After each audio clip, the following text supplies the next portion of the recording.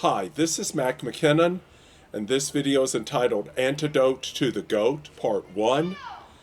And this deals with how the Lord Jesus Christ and living for Him and living the way He would have us to live is the counterintuitive or countercultural to being the GOAT, which is an acronym for the greatest of all time.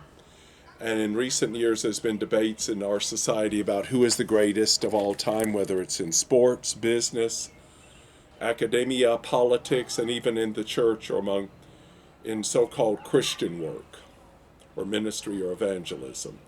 And yes, there's always been a problem with being the greatest of all time and arguing who's the greatest of all time, even in Jesus' days, we will see. I'm reading this today from two passages, both of which are from the Gospel according to Matthew. Again, I will be reading as usual in the ESV or English Standard Version of the Bible. The first passage comes from Matthew chapter 18, verses 1 through 5, and it is subtitled, Who is the Greatest?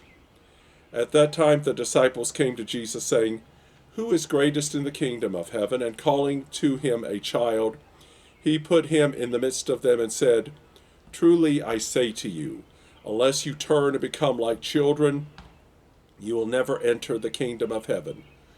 Whoever humbles himself like this child is greatest in the kingdom of heaven. Whoever receives one such child in my name receives me. And going to verse 6 of Matthew chapter 18, but whoever causes one of these little ones who believe in me to sin, it would be better for him to have a great millstone fastened around his neck and be drowned into the depths of the sea. Now, if you don't know anything about a millstone, it is this gigantic boulder, larger than this, probably as large, if not larger than this front porch where I'm filming this video.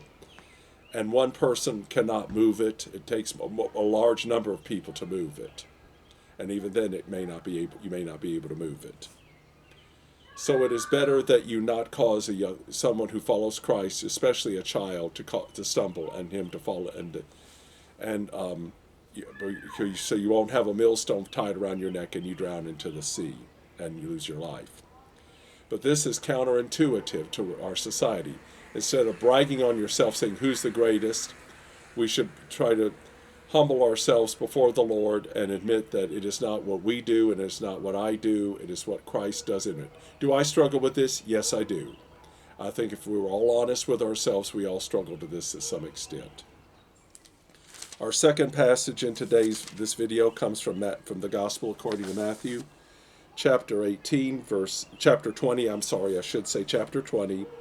starting with verse 20, going down to about verse 28, a mother's request. Then the mother of the sons of Zebedee, meaning James and John, who are two of Jesus' disciples, came up to him with her sons, and kneeling before him, meaning Jesus, she asked him for something. And he said to her, What do you want? She said to him, Say that these two sons of mine are to sit, one at your right hand and one at your left, in your kingdom. Jesus answered, You do not know what you are asking. Are you able to drink the cup that I am to drink? They said to him, We are able. He said to them, You will drink my cup, but to sit at my right hand and at my left is not mine to grant, but it is for those for whom it is prepared by my Father. And when the 10 heard it, meaning the other disciples, they were indignant at the two brothers, meaning James and John. But Jesus called them to him and said, You know that the rulers of the Gentiles lord it over them, and their great ones exercise authority over them. It shall not be so among you. But whoever would be great among you must be your servant, and whoever would be first among you must be your slave, even as the Son of Man came not to be served, but to serve, and to give his life as a ransom for many. So Jesus sets the example by being willing to serve and give his life, which he would eventually do on the cross for his death, burial, and resurrection, as an example for the disciples to follow. And you study the history of the early disciples and the early fathers of the church. Many of them died cruel deaths in horrible ways. So in other words, they ended up practicing what Jesus told them and what they taught them. But this is something we all struggle with. If you want to be great, you must be least. And if you want to be great, you must be the servant of all. I'm going to pray and ask the Lord to help us remember and apply these teachings in our lives, and that God